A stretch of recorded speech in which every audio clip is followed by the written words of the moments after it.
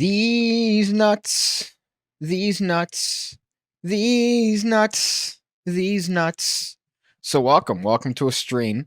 What I imagined these are going to be, I don't know why I said these, like a sus person. As a matter of fact, I feel like I deserve to begin with, yep.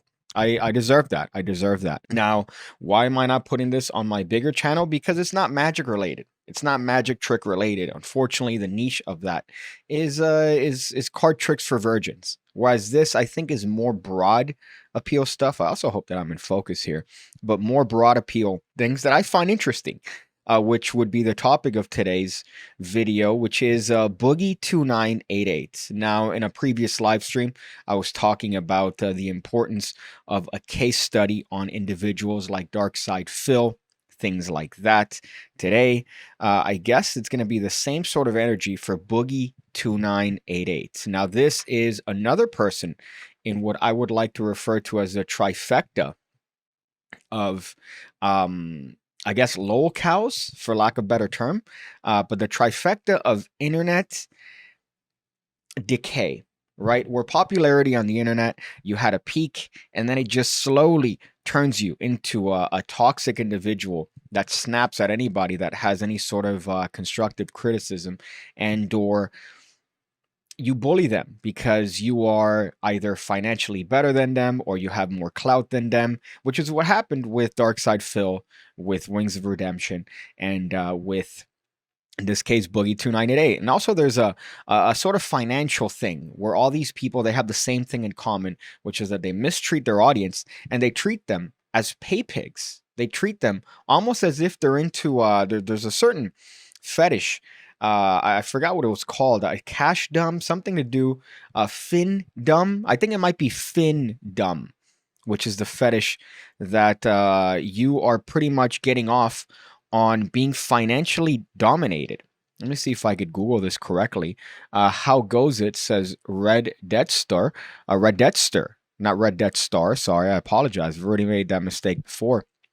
Well, good, because I feel like I'm talking about something that makes me feel better. Anytime you feel down on yourself, anytime you feel like things are not going your direction, you just look at one of these guys and you realize, hey, everything's good.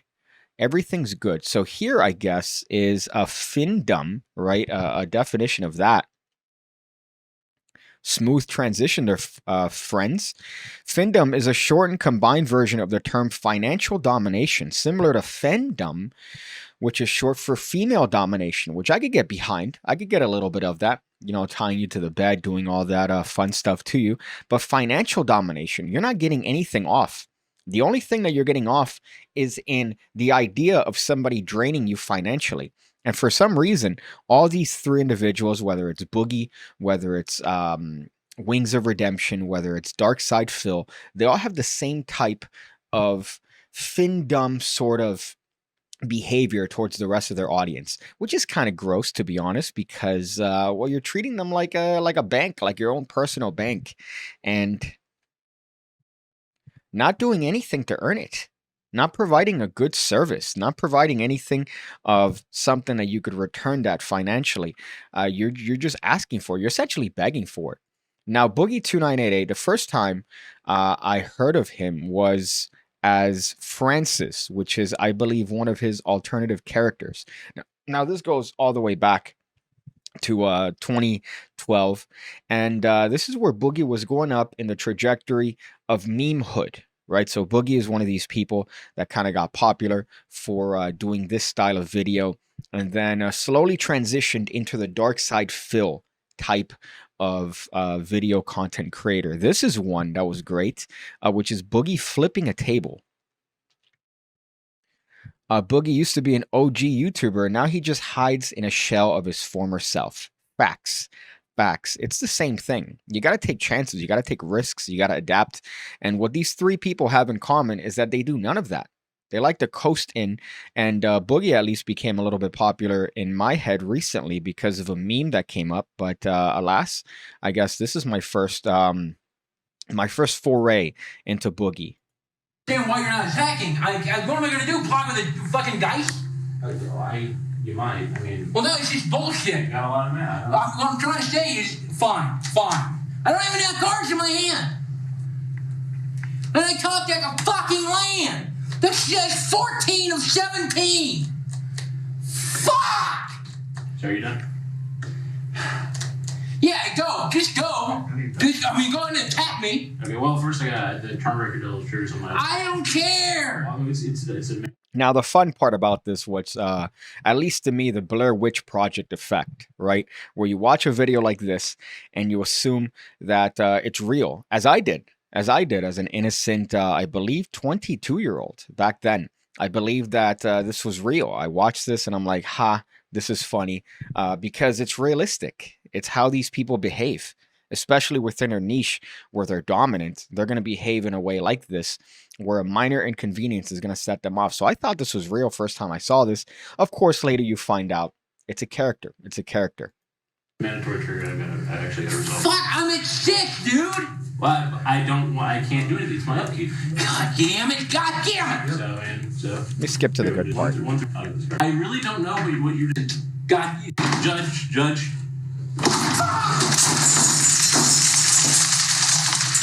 Fuck this. Yeah. All right. That took a little bit of time to get to, but that's the first time I saw Boogie. And I found it funny because it's a guy who was self-aware, right? Self-aware of his looks. Obviously, he's a morbidly obese man. He was self-aware as to the type of person that he looks like, the type of things that he would be into, in this case, Magic the Gathering, and the sort of level that you would get in vitriol in response to that sort of, that sort of lifestyle. But here is the other time that I came across Boogie, and that is on a panel at VidCon about cyberbullying with everybody's favorite person in the entirety of the planet, Anita Sarkeesian. Now, that's another person that deserves another video in and of itself, but she's one of these persons that is a perpetual victim, a professional perpetual victim. And here she's in a panel about cyberbullying. Now, I could find only a little bit of videos of this. I couldn't find the actual panel itself, so I had to find somebody reacting to the panel, which is in abortion. However, this kind of gets you into the mentality of Boogie. Now, Boogie, again, at this point was the nice guy. He was the sweetheart, the guy that didn't want to have any conflict. Now, obviously, there were things behind the scenes that the public weren't generally aware of. Little rumblings, right? Little rumblings that actually would eventually show how Boogie really was. But this is when people at least had some semblance of, oh, no, he's just a nice guy. So they took his side immediately. Let me see if I can show you this here. They took his side immediately against Anita Sarkeesian, especially because she's such an unlikable person, right? And she's talking about cyberbullying and has been on the internet, but doesn't understand the internet. Like, how could you ever imagine being on the internet and not having some semblance of criticism? But her criticism and the way that she sees it is, no, they're attacking me directly because I'm a woman. No, that's not how it works. It works because you are a cunt. Now here, he gets bullied by Anita Sarkeesian in the actual course of the panel itself. This is when I came across Boogie again, and it's just interesting because, well, I think overall, even though he got the favorable response from the audience and from the general population that watched this, I still think he lost because he apologized. So he apologized to Anita. He talks about it. I'm going to show it here in a little bit. But let me see if I could show you guys clips of this. It's not the point. The audio, by the way, is just AIDS. I apologize for that as well. Actually, I'm not apologizing. Fuck off. But the audio is AIDS because it's somebody that did this, essentially. Somebody just went with 2017 cell phone audio technology, which isn't the best, I imagine. If this was professionally shot, man, even for 2017 standards. But I imagine somebody filmed this on their phone. It's too easy to think of bullying as like a thing that kids do on the schoolyard and like sticks and stones, blah, blah, blah. Trolling is a specific thing that is used incorrectly all the time. It is what we are talking about. It's not used incorrectly because it obviously is working, right? In this case, trolling is a form of, I don't want to say harassment, but you know, you are trying to incite a reaction. So it's working. For her to say that is obviously everything she says is false. So right off the bat, even her trying to be as generic as possible is incorrect. But bullying works. Bullying works.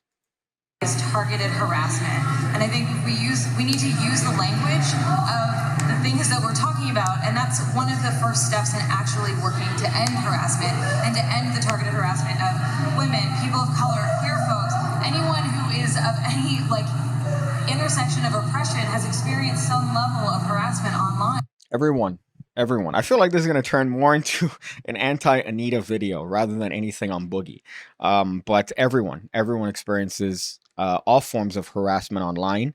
It doesn't matter what you look like, you're going to get harassed, especially if you put yourself out there, if you're making content, if you, have certain opinions that people might disagree with, that's not harassment. Those are disagreements. Now, obviously, there's trolling. There is genuine harassment, but everybody experiences that. Have you ever been to a Call of Duty lobby? Have you ever experienced playing anything as any person online for more than a second? It's almost as if she has no understanding of the internet. But that's the Anita. Boogie hasn't had much luck these last few years. I agree. And the meme here that got Boogie back on my radar is just... the Dorito on top of the Mountain Dew soup. Because of who they are, not because of what they're saying or what they're doing necessarily. And I think, by the way, another point here, Anita also, I don't understand what it is about women that their eyebrows, right? I get the drawn eyebrows. It's impossible to make it look good. But when you have your eyebrows drawn so you look perpetually surprised, you might want to reconsider the positioning of your eyebrows. So I don't understand how this, she looked at herself in the mirror and she said, whoa, yeah, I'm keeping this. This is a look that I'm keeping. All right.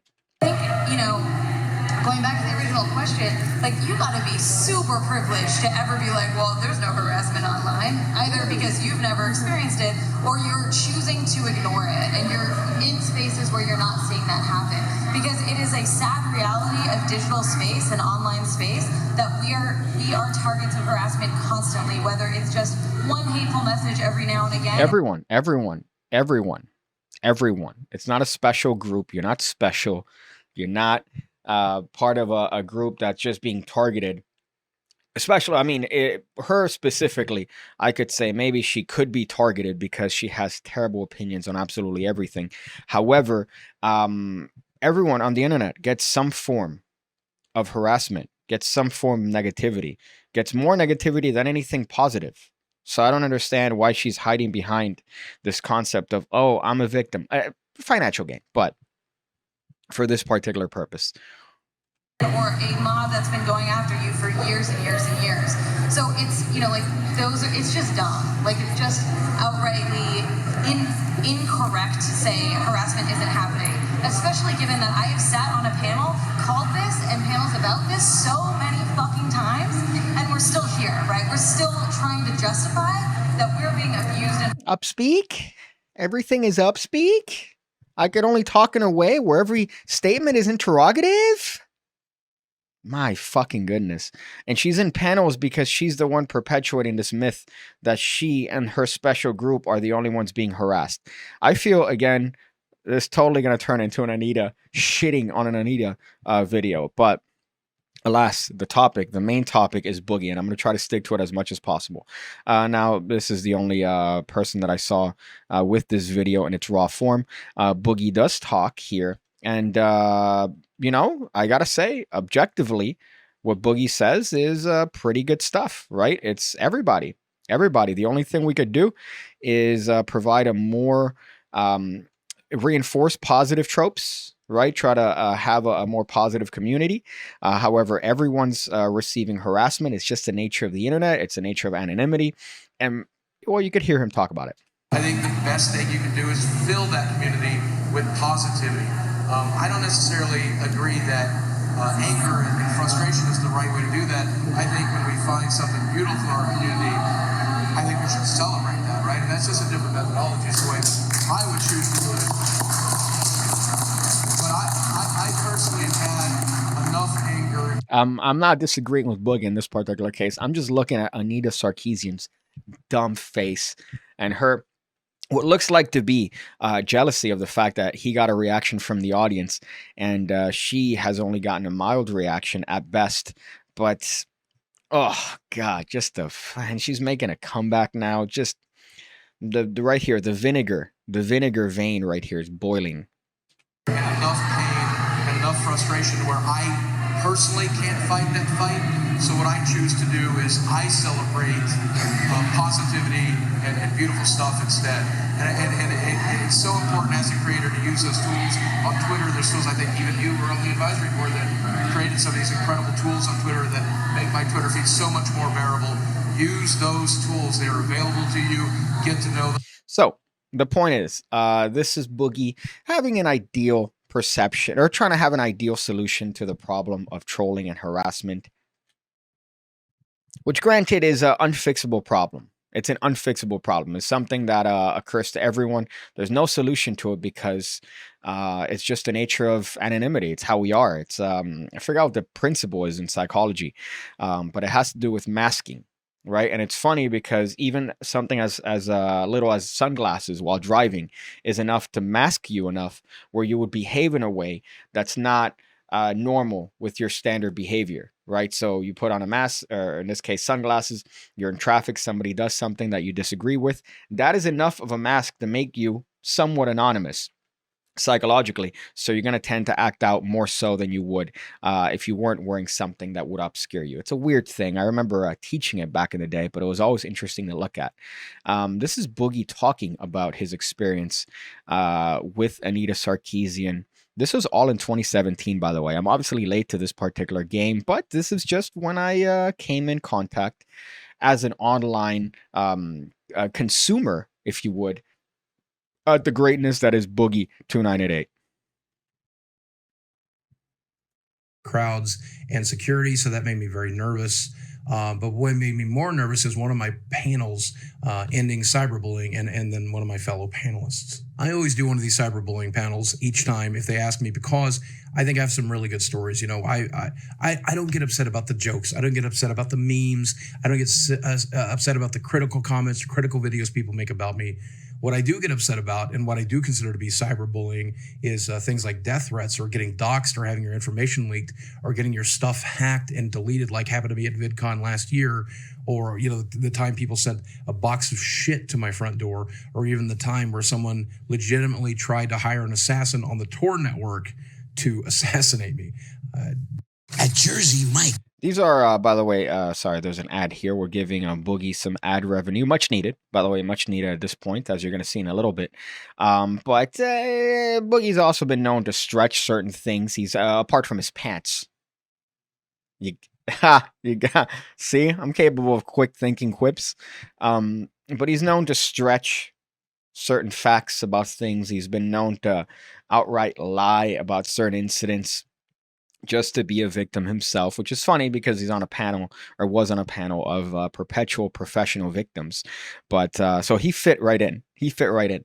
But at this point in time, I do think that the general population of people were still positive towards Boogie. He hasn't embraced his localness completely. There were still little indicators, little things here or there that let you know, hey, wait a second. This is weird, right? But we'll just forgive it because, you know, he's Boogie. He's Boogie. But in this case, I think that this was probably one of the more indicators to me that, well, you know, there's a difference between being nice and being stepped on. And in this case, you were stepped on, my friend. Stuff I'm talking about. And I think it's important to go to these cyberbullying panels and let people know that that's what I've endured and that they could have it as bad as well. Let's go to where he starts talking. They perfectly disagree in some small areas, but in general, we have some of the same ideas. And I think we want some of the same goals. So I thought it would be okay. I didn't want to cancel the panel or anything like that. But I certainly didn't want to step on her toes or upset her in any way. And when I say I worried about this panel, I mean, I've worried about it every single day for the last 6 weeks. I would Step on toes. She is a professional toe stepper. Afternoon, Mr. Cake. We float down here. Sup, dog? Just out here hitting up the Boogie2988. You know what it is, right? Mixing up the Doritos, Mountain Dew, drinking it, looking back at the locales of modern times. This isn't even a locale of history. This is a locale of modern times. This is an individual that's someone that is still studied. But the other part that's hysterical about all these guys is the vast amount of information and studying on their lives to try to better understand what makes somebody like this, right? What is it that are the factors that contribute to the making of somebody like this? It's beyond the Mountain Dew and Doritos. It's beyond the, in this case, the terrible veneers that he got. It's beyond all that make an individual this. And even at this point, right, as I mentioned before, little rumblings here or there. But let's see where he takes this. I do think that this one is a more long-winded one. He actually has one here with H3H3 on his podcast, which was kind of interesting, I have to say, because H3H3 is surprisingly based in this video. He's another person that's just taken a Building 7 approach to the internet, right? And his fame and how he actually got to where he is, which is criticizing others. But now he's for, you know, everything that's the current thing. He's all about these things without any logical thought behind him, just because he doesn't want to harm his platform. It's a very interesting downward spiral, but obviously financially it's worked out great for him. And here he's actually surprisingly based in that in this podcast he's talking about the idea that Anesia is being the bully, that she comes in from a person, a perspective of somebody who is perpetually a victim. And it's odd to see, especially with how H3 is now with he has his other podcast with Hassan, who just has never had any W take. He's only had L's. And it's odd because you look at Twitch, like on the little thing, and 20,000 people. I was watching Hassan, right? 30,000. It's like, or do they not think? Maybe they're just like horny e-thoughts that look at him and go, oh my God, he's so attractive, and don't really think logically about the things that he says. But he's just another person that's just Building 7. He's Building 7, I think, is the right comparison here. I've used that joke a couple times. So because I've used that joke a couple times, car crash. I deserve the car crash. But here he's actually talking about the incident on H3, and I think it's surprisingly unwoke. Privilege. I am straight. I am white. I am male. And you guys think that makes me bulletproof. Right. But it doesn't. Yeah. Because I've had people show up at my front door to say nasty shit to my face. And I've had to send boxes of shit to my front door. To be fair, that was the Uber Eats delivery driver that was talking shit to you because he had to carry 2 additional truckloads of McDonald's to your house. I would complain. If I was at Uber delivery and you had to bring up essentially a U-Haul truck.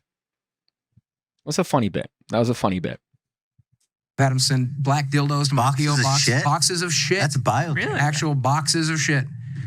Did you open it and tell me about it? They sent it to the wrong address. The wrong address got leaked, so it was my friend's house. And he's like, hey, you got this in the mail. Brought it to me, handed it to me, opened it up, and it's a box of horse shit. And they're like, fuck you for Xbox or something like that. I think it was Xbox related. And somebody sent me like a 12-inch dildo to the P.O. box. It's like, now you can finally satisfy your wife. Enjoy consummating your marriage with this thing. Damn, people are fucking insane. And so This is the other weird part, right? At this point in time, I believe he was married. And I think even on this podcast, he goes on to talk about how good he is at cunnilingus. I think the last person you want to imagine doing anything sexual, even something like cunnilingus, is Boogie2988.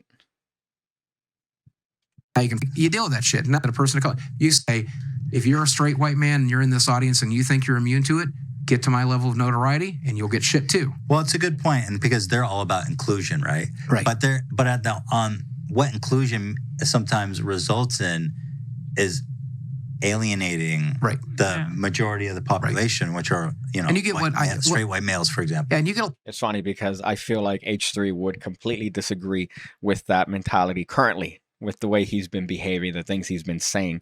Box of shit on the doorstep. Classic. Yeah, it is a classic, and it's actually the perfect prank. Let me just brief aside here, right? Imagine how perfect of a prank this is. You get a bag of shit, right? I'm talking about the one where you light on fire. You take a bag of shit, somehow you get you scoop up the poop, you put it in the thing, you roll it up, you light the bag on fire, you ring somebody's doorbell. It's a perfect prank.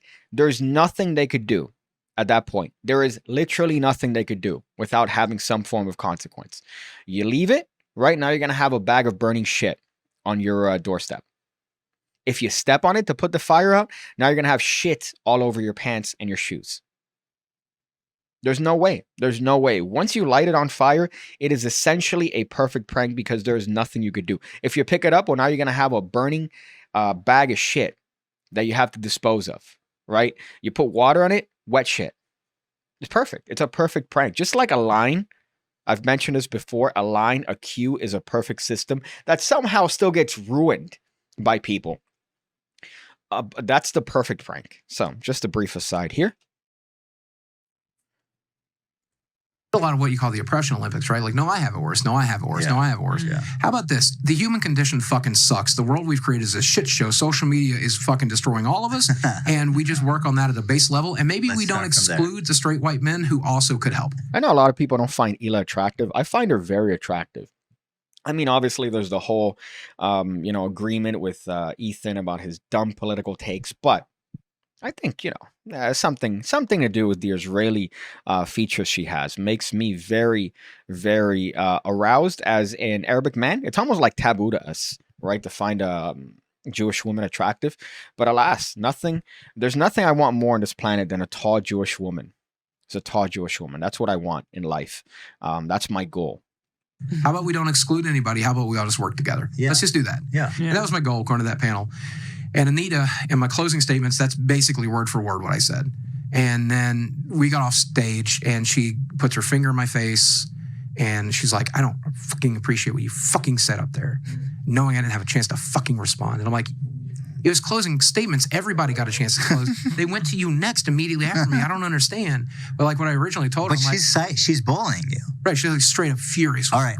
That's funny, right? That's a little bit funny here. It's a panel on cyberbullying.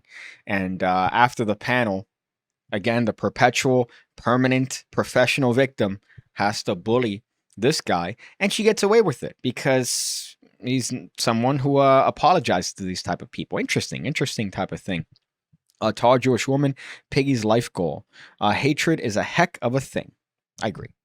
All right, now that this bullying... I wouldn't call it bullying, but I mean, she's mad. I mean, she's got her finger in your face, and how dare you disagree with me? I'm like, look, I have diagnosed post-traumatic stress disorder. I depersonalize during moments of great stress. I'm already in a lot of pain. That pain was very hard on me.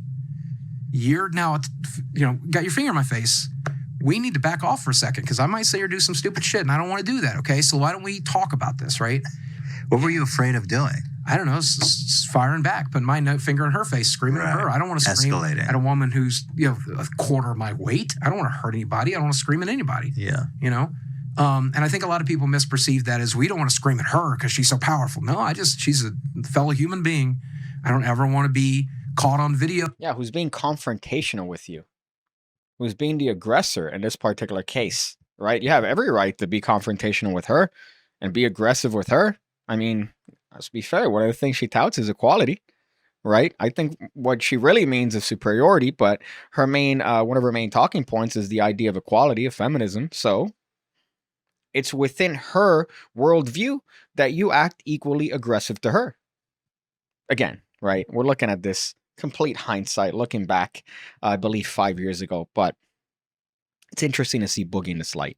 Much less actually screaming in the face of another person. Mm-hmm. I don't ever want to reciprocate. If somebody's mean to me, I don't want to be mean back. Right. But I will do that when they depersonalize because I'll go into fight or flight and then I'll let go. And then I will call her every name of the book. I don't want to do that. Yeah. Mm-hmm. And so I'm like, can we talk about this somewhere safe? And she's like, yep. So we go backstage and I talk to her for an hour. And here's what I will say, and I think this is the thing that got me in more trouble than anything. I think Anita Sarkeesian's goals might be genuine. And I know that's hard for a lot of people to understand. You have to accept that, I feel like. I think a lot of people feel that she's like a con artist and that she's like just grifting. And by the way, maybe we should explain who she is. She's like, how would you describe her? She's like a video game journalist. A professional victim. A professional victim is how you describe Anita Sarkeesian. A professional, pervasive victim. Right. And, critic. And she had a series called Feminist Frequency, and she took like a bunch of GoFundMe money or something like that to build the series. And there's like, before she made the series, she said some things like, I'm not a gamer. I don't like video games. Yeah. But then like she was, now she's like really good at gaming and stuff. But the stuff that I've seen her do was like really trashy, misleading stuff. Like she's walking through. Wow, Ethan. Oh my goodness. Ethan from 2017. I think this is back when I was a fan. Ooh, I was a fan of H3H3. And then inevitably, just right here, just car crash. Car crash. That's how it went. But 2017, whoa, Ethan. My goodness. Maybe he needs to bring back the beanie, right? True. And he looked relatively good here. He looked somewhat in a shape that isn't a fucking ball. Like a Hitman game and murdering strippers, right? Which is like not what you're supposed to do, right? And then she's like, "Look how misogynist this game is. You're murdering strippers, right?" And it's like, well, that's what you chose. And she would very frequently like show stuff like that to prove really a point, nasty. but to a gamer who's knowledgeable, that seems very like misleading. Yeah. And there's plenty of stuff that you could show that actually might represent that point. Why are you choosing this? And I think a lot of that had to do with the writers and that she may not be that versed and stuff like that. That's all fine. Well, anyway, she's very controversial. Very controversial. And I would say known for being quite right. And a lot of people, those kind of a lot of people do not find her to be genuine, specifically for reasons like that. Sure. And having spoke with her for about an hour. Well, and her point is that she's a feminist, so she thinks that like there's a ton of misogyny in video games. Right. And so it's amazing what you find when you're looking for it. Right? It's almost great when you work backwards. Anti-science, when you start with your conclusion and then you go, let me just look for little things to fit what I'm looking for. It's interesting. Like it reinforces like fix that, and like she would pick like some of the weirdest battles, like Miss Pac-Man negatively reinforces female stereotypes because she's the Mrs. version of a male character. And like, what the fuck? Like, I don't understand it's Pac-Man with a fucking bow. Right. You know, but most people agree with like some of her base points. Like, hey, should there be an equal number of female protagonists as male protagonists? Sure. Why not? Why not? So my favorite games star female protagonists. Let's do that. Yeah. More female protagonists. Should they be sexy? Sometimes sure. And sometimes not. That's also okay. Who gives a shit? Yeah. Whatever you want to do. Like you're the game designer, make a cool game. You know, but like I think most people would agree with her. So she's this controversial. There's definitely a point to make. It's just like it depends how you do it, right? And I think that's her biggest issue. Like her methodology is. Let me skip through this draft. I want to see when he talks about her and the confrontation they had privately, because this whole thing is just trying to analyze, essentially trying to dissect what is. Imagine getting a turd and trying to dissect it. Right? All you're gonna find is just more shit. Hey, we should have same-sex marriage. I love same-sex marriage. Okay, so let's try to slowly, methodically change minds. I've always been a big fan of slowly, methodically changing minds because I don't like it when gay people get killed. I don't like it when somebody gets murdered for nothing. On some level, definitely wants what's best and doesn't understand that her methodology is very poor. Mm-hmm. And maybe she's wrong about that. And that's entirely for your audience to decide. That's for my audience to decide. That's fine. Here's what I can say. I came out thinking, I just kind of feel bad for her because I think that she, wants to build something great, but keeps knocking it down herself every single time. And I'm just like, okay, I don't really have a bone to pick with this woman anymore because I just kind of feel like bad. And so hopefully she'll figure it out.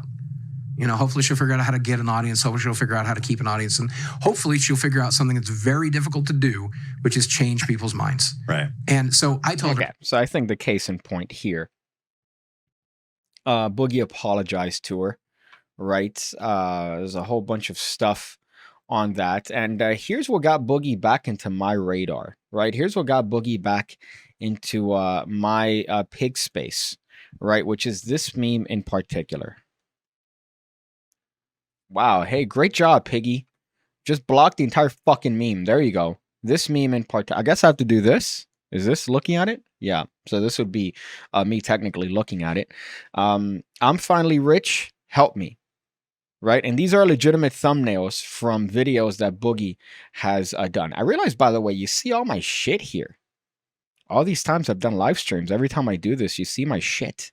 My league of legally acquired programs. Thank God it's not Chrome, where you have all the extensions up here and all the bookmarks to certain websites. But this is the meme that got Boogie back on my radar and has firmly solidified him as being part of this trifecta of Darkside Phil, Wings of Redemption, and Boogie. And the fact that they declined $50,000 to partake in this podcast. I believe Boogie was the one that said, yeah, I'm down for it. But then DSP, of course, says, no, I don't want this, because he can't accept just a modicum of questioning for his already fragile lifestyle, right? And Boogie, let me see if I could go to this video where he talks about investing in cryptocurrency. Well, and how that's helped out all his financial woes. Oh, God. Now listen, all right, there's a thing in investing in upcoming technologies, right? I think there's a lot to be said about crypto in terms of the technology that it provides, in terms of, certain things. Obviously, a lot of people became ass money rich on crypto. However, there's also a difference when you brag about it online, right? It's also a difference when you brag about it to a certain extent. And that's what he did here. So he has a video here. I'm finally rich, how crypto made me rich. And it's him talking about his experiences. Obviously, he's lost some weight. It's a vlogging video, or just... He got his veneers done, I believe, in the chiclet department. Fuck.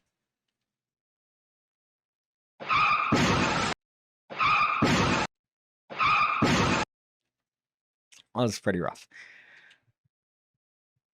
But here he talks about how, he's good with crypto and how that's managed to solve his problems. And funnily enough, all the comments are, this aged poorly. This is from a year ago. This video aged like wine from 6 days ago.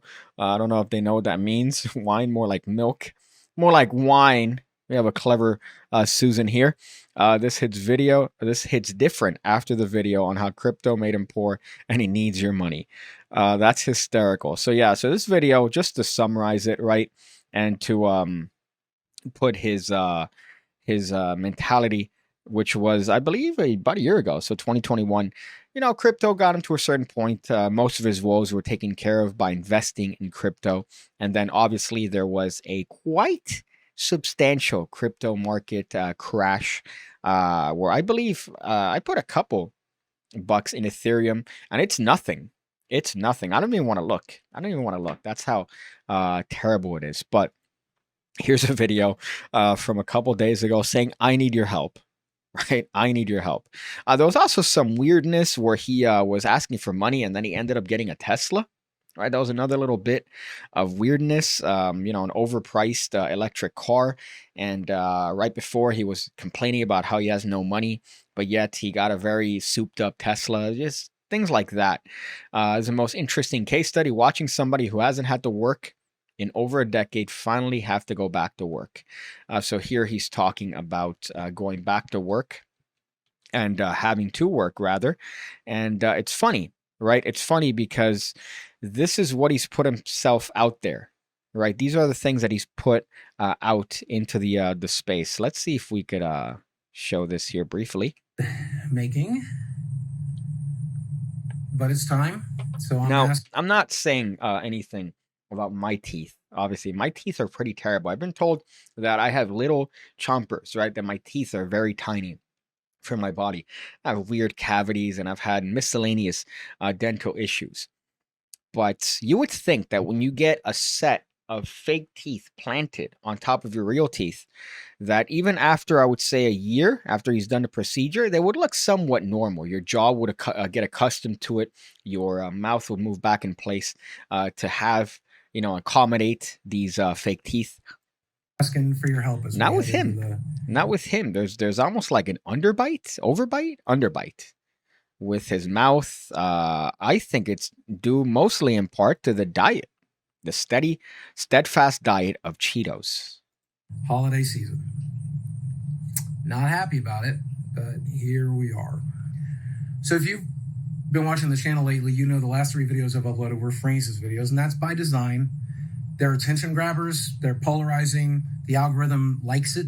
So I'm trying to dig my way out of the hole that I currently find myself in.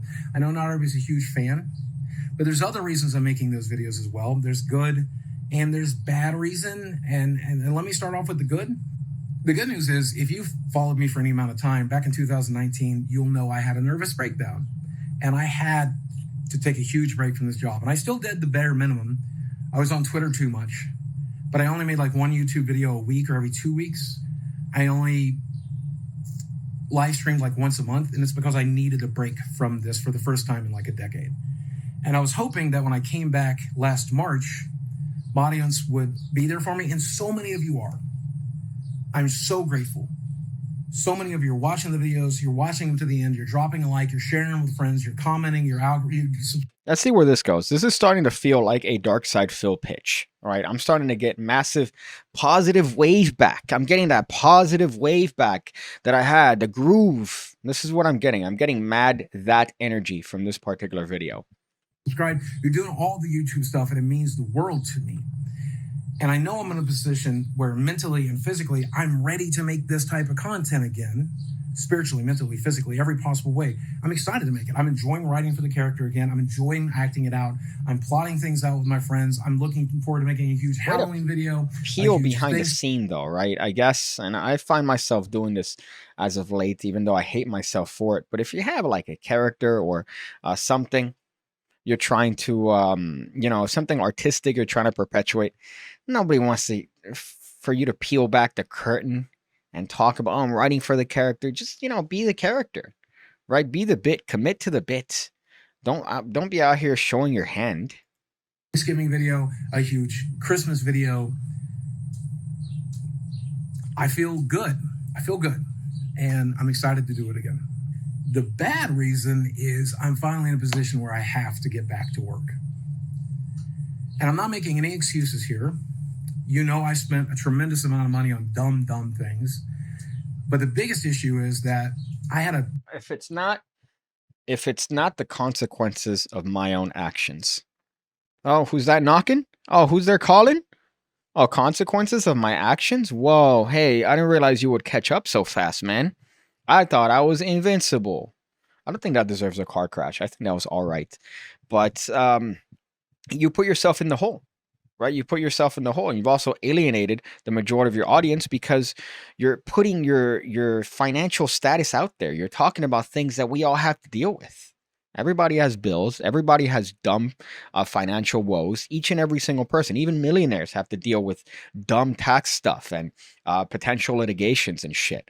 So everybody has to deal with this. So for you to put yourself out there as if these problems are unique to yourself, you're going to alienate a lot of your audience. So that's what I see is the problem with him and other people like DSP, like Wings of Redemption, that you're talking about finances. You're talking about problems that we all have as if they're special, right? Nice big nest egg. I took some financial advice from a friend, and I'm not pointing fingers necessarily. I took the advice, but I put my money in the crypto market in the wrong section, and I pretty much lost most of everything. That sucks. Okay, right? So first of all, you're going to go off the advice of a friend for your entire financial future. Now, granted, right, if the friend is knowledgeable, if your friend understands the market better than you do, it's good to take advice from people that know more than you do about a particular endeavor. However, when you're going to invest, right, what a normal person is coming from a person that I have what has to be a tistic understanding of investment. However, I can understand a simple concept. You don't invest your entire net worth.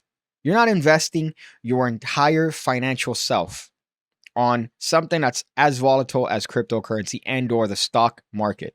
It's impossible, right? It's impossible for you to think that by taking a risk like that, you would gain the fruits of essentially labor that people have spent years building their portfolio and accumulating wealth. There's a chance maybe that you could do it, but the chance is minimal. So for him to say that, it would mean that he put a good portion of his overall wealth into something volatile like the cryptocurrency market. You put enough there that you are comfortable with never seeing again, right? That's how I see it. You put enough there that you in your head have now dismissed that portion of finances from existing, right? If it goes up, hey, guess what? Now you have a profit. If it goes down, that money was gone to begin with. In your head, that money went in a paper shredder. That's the way I think it should be. And I think a lot of people would agree to that. Now, obviously, you know, you take people, you go to casinos, you're gambling that money. But every time you give them money, that money is gone. That money is no longer yours. So for him to put his entire financial, or at least a good portion of it, so he says here, let's see what his actual words are. Section, and I pretty much lost most of everything. You lost most of everything. How could you have lost most of everything? That means that you put most of everything into crypto. What? That sucks. That really sucks. It is what it is, though. I mean, like, I've come to terms with it, but I need to get back to work. I have some savings, but they're going quickly. And if I don't start live streaming and making content and getting ad revenue and stuff again, I'm going to lose everything. And I definitely do not want to do that. So that's why I'm asking for your help today. And it's as simple as two groups of people here I want to talk to. The first of which is fans who just like the content. If you click on videos you like and you watch them to the end and you drop a like and you leave a comment and you share it with friends and you click the notifications, you do the YouTube stuff, you're doing plenty. If that's all you want to do, if that's all you can do, I love you to death. You mean everything to me, right? There's a second group of people who might find themselves able to do a little more. And if you're one of those people, I'm asking for your help today too. Do you like the t-shirts I have? This one's not in the merch lane shop yet, but there's Dark Side Phil, my friends. The Dark Side Phil syndrome. That's what we seem to have here, right? Those of you guys that, you know, could do a little bit more. You're not providing a service. I guess the service would be streaming. Maybe some people would find that worthwhile or whatever the fuck. But you can't just expect that, especially after admitting that you've done terribly with your finances. So to them, they would be investing in what is a black hole, right? With no potential returns. And yeah, I guess investing in someone that you feel strongly for, I get that, whatever. But also just look at that. He's wasted his money on dumb cars. He's admitted to wasting his money on dumb shit. What's to say that that cycle is not going to perpetuate? What's to say that that's not going to be where this next round of help would go into? Right? It's obvious from his trajectory and his history that it's gone steadily down. So it's the same shit with Dark Side Phil. It's literally the exact same shit with Dark Side Phil. That same dumb victim mentality. That same, guys, I don't know how I'm going to make it out of this one. Guys, I don't know. I don't know what's happening. I really don't. I wish I had a better understanding. Oh my goodness, guys. And it's never taking self-accountability. It's, oh, a friend told me this. A friend suggested that I would invest. You take a little bit of accountability, but dude, be smart about it, man. Hey, you should invest this much in this. Okay, I'm going to put a little bit that I feel comfortable enough with never seeing again. Now I'm going to put my entire financial portfolio into a guess on a whim. Are you fucking thick? Are you having a laugh? And I'm making new designs all the time. And if you like a t-shirt, buy a t-shirt. I make like a $9 profit off of a $25 purchase. If you don't want to buy something from me directly, you can shop with one of my sponsors. That's always an option as well. If you like a product I'm selling, get involved with a sponsor, shop through them, use my code. If you're in a position where you only have like $1 or $5, you can super chat that when you like a video. You can pledge $5 a month, $10 a month on the... These are things that are implied and should be without saying, right? If you feel the necessity to donate to someone that you particularly enjoy, again, that's your prerogative. However, for you to impose that and guilt people and say, hey guys, you know, these are my woes. It would really be good if you could, you know, help me. It's like, what are you doing, man? You're a panhandler at this point. You're a panhandler at this point online, which is just crazy. Especially considering that you put everything out there. You put your whole problems out there for everybody to look, digest, and question. You also make terrible financial purchases that you do publicly, right? So it's like, what else could you expect? Channel membership program. And if you do that, if we can get up to like 100 members, I want to start making special clips and videos that'll stay member only for the people who want to see that stuff. Well, my way of saying thank you to you guys.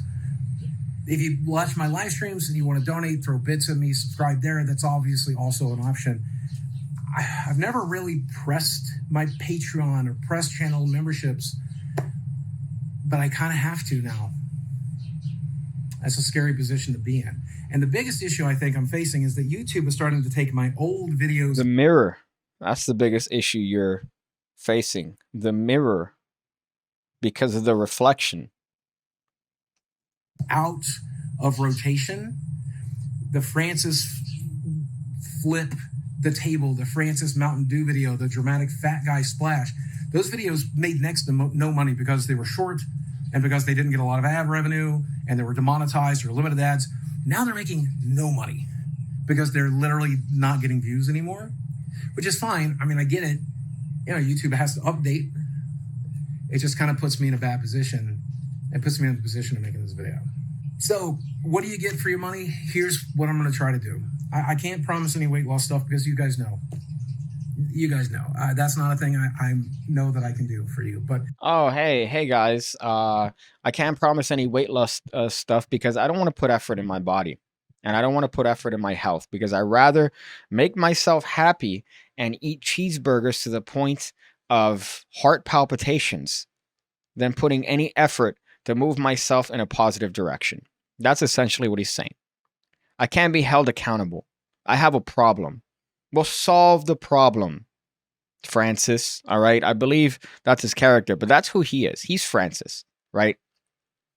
Behind every joke, there's a revolution. And in this case, behind every obese character, there's a fucking Steven, I guess. Is that a name, Steven? I'm not even sure. But what does that even mean, dude? What does that even mean? That would be the bare minimum. That would actually be the bare minimum, is for him to put some effort, to lose some weight, to better himself. But for him to just sit there and brag about crypto and then have a video like this, you can't expect anybody to react positively. And as a matter of fact, looking through the comments, you're going to see, not one person goes, hey, man, good job, dude. Dog, we got you, fam. I can promise you Francis videos throughout the holidays. I can promise you quality t-shirts, quality sponsorships. I can offer you rambling videos. I can offer you private videos in the membership section and interaction there. I can offer you whatever you want. I literally tell me what you guys want in the comment section. I will work on it. I will do it. I'll try to make it happen. I'm not wanting just free money for no reason. You tell me what you want me to do. But what you want is money for the minimal of efforts. And through guilt. That's what you want. Essentially. Imagine, again, it goes back to that offer, that Keemstar offer. From my understanding, right, he might have said yes. There's some debate on that, but why would you turn that down? Why would anybody not try their best to try to get this opportunity, to try to turn that and try to make another differentiated style of content that could potentially end up in being your financial stability, right? That's what it would mean. Because you're being exposed to a new audience. You are becoming self-aware. Any criticism that you get towards you has now pretty much gone out the window because you're open now. You're being genuine, right? You're putting yourself in a position where you're able to be criticized. That makes content, believe it or not. That provides for content. And also, all the weapons that all your haters have against you become null and void because they're unable to throw these things because you're addressing them in the form of a podcast with two other people that are very similar in fucking mentality. But again, no, I rather be lazy, set up my camera, do the dark side Phil bit, do his bit. Oh, I promise I'm going to do all these things, but not the things that take effort. I'm not going to do any of that. Fuck off. Make it do. I'll try to make it happen. So I'm going to go back to writing and filming Francis sketches right now. Let's see the comments here. The comments were also astronomically hysterical. By the way, I do sell these shirts.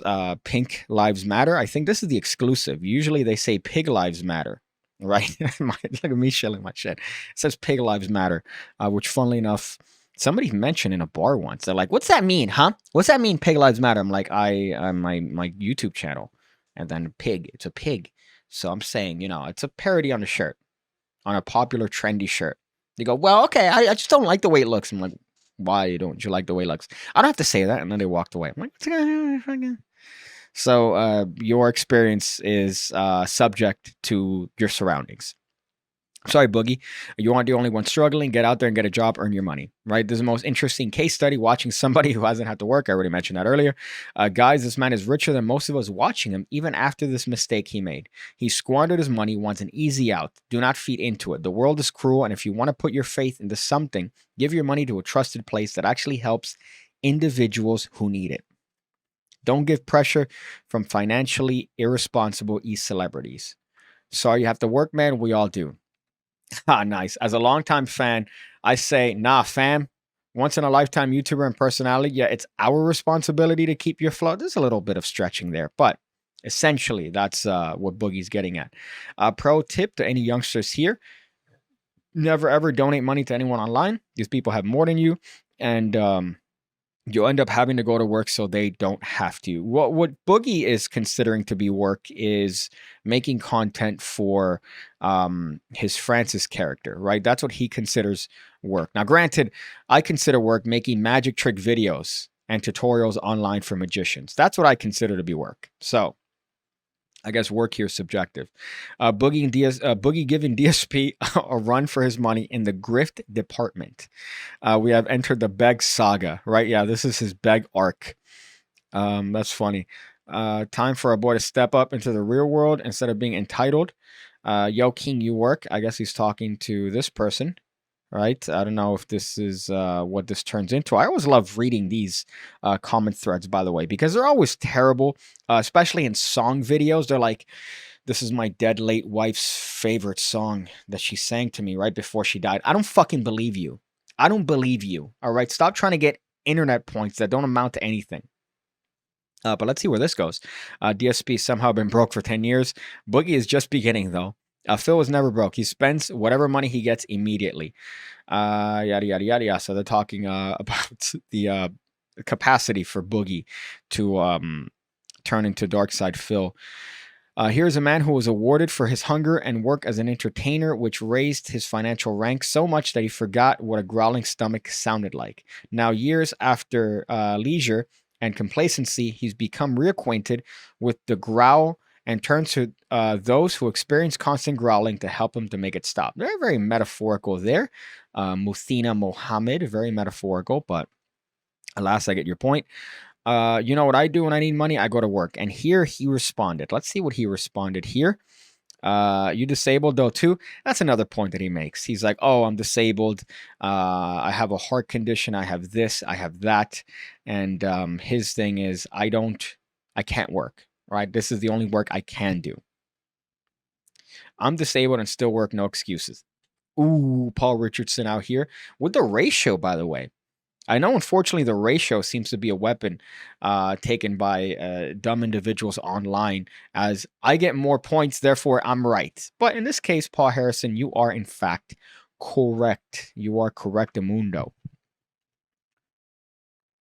So I guess that was a brief look at Boogie2988, right? How I see him, his current endeavors, right? Interesting. Again, these are one of these things that I think are interesting case studies into individuals because of the fact that they've put themselves in this position, right? They've allowed themselves to get to this position. It's not like they're a victim of anything. They've put themselves in positions like this.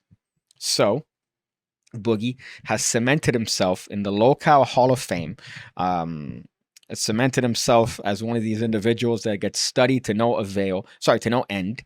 And I believe you should look at him and learn what not to do. Look at people like this, like Dark Side Phil, and do the exact opposite. And I think you will become successful in whatever endeavor you are a part of. So that's the stream, I guess. I'm going to keep this up on my alternative account on Pigcake Plus. That's where I'll be archiving this as its own little piece of content, I guess.